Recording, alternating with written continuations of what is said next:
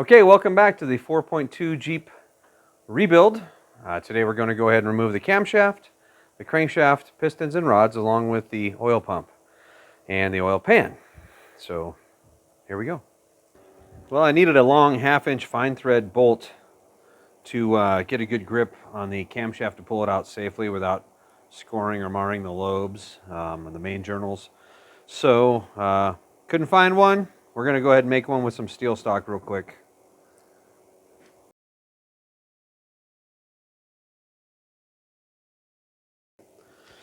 Made about 1 inch of thread, should be good enough. We'll go ahead and just use a simple hacksaw to cut this off and maybe even thread the other end in case I have another cam that's threaded different. I'll have them both in one tool, but for now we'll just get this one cleaned up, cut off maybe about 8 inches or so, and there we have it.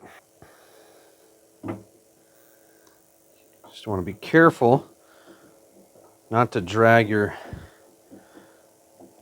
journals or your cam lobes the best you can. I'm feeling it right now. I'm kind of leveraging and I'm feeling the angle here, finding those holes. Gently pull it out. There's the distributor oil pump drive. And yes, if you're used to a V8, these straight 6 these are really long. So we'll measure it, mic it, and see if it's reusable. Give it a visual inspection. I will say this engine has already been bored over 60 thousandths. We know it had tons of blow-by. Rings, valves, valve guides, etc.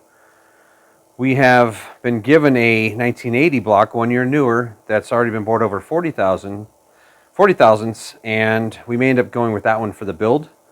But we're going to go ahead and mic everything out and document what we have.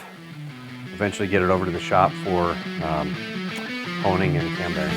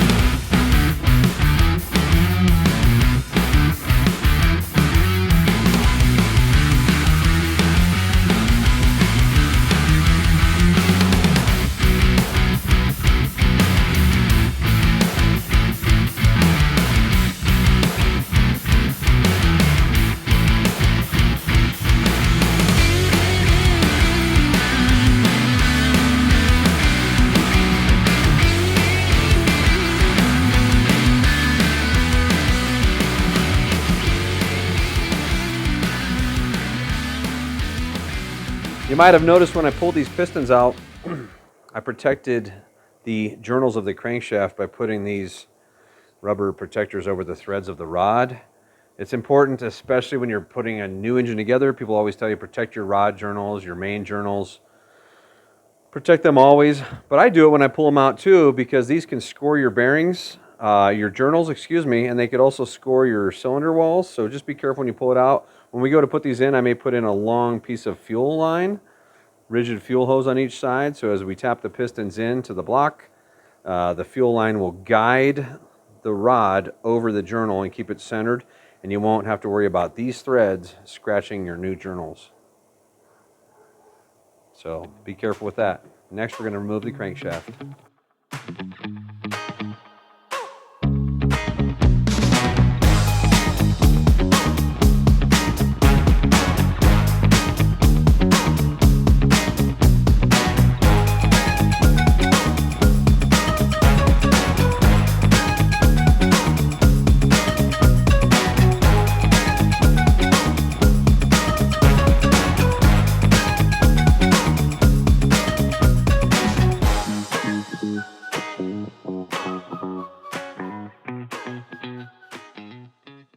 We're going to pull out the top half of our main bearings. We will not be using these again, of course.